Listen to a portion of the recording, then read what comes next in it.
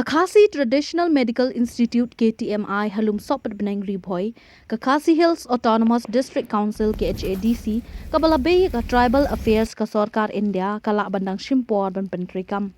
Hakajing shisha ka jingte kalabuan ka ba itanat Henry kidang sopnyot namar kadang don ka jingshna ya karansan buum. Hakajing let jingo unong thok kubor shakati ka Jaka la yo I baka jingshna kabun ka baladap na dong shadong Henry namar baka dang long marwe bat kenja la don kinong let dosman ban penpat yakiyet na khardop. Yakani ka hospital Kynbat late hakajing lot ka basan point nyo kulur bat ka kam ka bakongsan ka long ban ai ka Jaka Sumar bat Jaka hika ya ka jing start jong Khasi hakarukom Sumar ki bapang bashitom.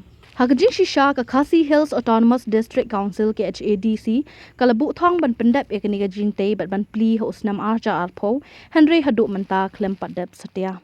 Ka KHADC kala thawi ka Khasi Hills Autonomous District Protection and Promotion of Khasi Traditional Medical Act arja khatwe ban ithu ikinong Sumar Khasi katkum ka an khnang bakinla ban Sumar bat hadu manta kidon kumba shia jar as pangon kinong Sumar Khasi kibala apply ban ithu ne ban yo sernot Henry kidon kumba sanphon yongot kibala samson not doctor ni nong Sumar ka KHADC. Ka council kala thawru ya ka Khasi Traditional Medical Commission KTMC nakabanta kani ka jingthu.